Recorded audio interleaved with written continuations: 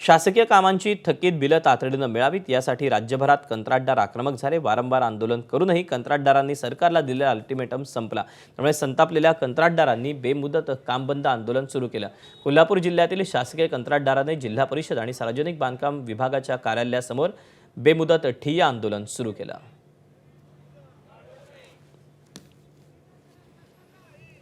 राज्यभरातल्या कंत्राटदारांनी आजपासून अखेर त्यांचं काम बंद आंदोलन सुरू केलेलं आहे। राज्यातला किती आकडा आहे जो कंत्राटदारांचा थकीत आहे?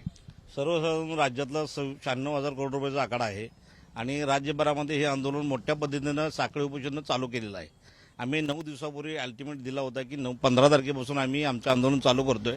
9 दिवसामध्ये आम्ही अत्यावश्यक सेवेची जी कामं आहेत ते आम्ही आवरून घेतलेली आहेत आणि अत्यावश्यक सेवेमध्ये कुठे लागणारी कामं असतील तर आम्ही काही बंद ठेवणार नाही, परंतु जी मेजर आमची कामं झालेली आहेत, जी झालेली थकीत बिलं आमची आहेत त्याचा निधी लवकरात लवकर उपलब्ध व्हावा यासाठी हे आंदोलन महत्त्वाचं आम्ही चालू केलेलं आहे। इथून पुढची काय भूमिका असणार? किती दिवस तुम्ही असं काम बंद आंदोलन करणार? नाही, काय झालेलं आहे, निधीच उपलब्ध नसल्यामुळे आमच्याकडे पैसा नसल्यामुळे आम्ही कामच करू शकत नाही। तुम्ही आम्हाला करा म्हणला तरी करू शकत नाही आणि आता काय झालेलं आहे, जुना निधी दिलेला नाही आणि आता वरतून आम्हाला अधिकारी दंड लावत आहेत। म्हणजे दंडुकशाही चालली अधिकाऱ्यांची। अधिकाऱ्यांना माहिती आहे की जुना आपला निधी उपलब्ध झालेला नाही आणि त्यांनी त्याच्यावरती आता दंड लावू नये। आम्ही आमचं साखळी उपोषण हे कंटिन्यू चालू ठेवणार आहे। तुम्ही चालू करा म्हणला तरी पण आमच्याकडे चालू करण्याची अवस्था नाही। मध्ये काही आमच्या कॉन्ट्रॅक्टरांनी बंधूंनी आत्महत्या केलेल्या आहेत, तसं कोणावरती काहीही उद्भवू नये, कारण की भावना तीव्र झालेल्या आहे। ते कोणी बोलून दाखवत नाही, परंतु भावना तीव्र झालेली आहे। त्यामुळे याचं सरकारनं लवकरात लवकर मार्गदर्शन काढावं आणि आम्हाला निधी उपलब्ध करून द्यावा।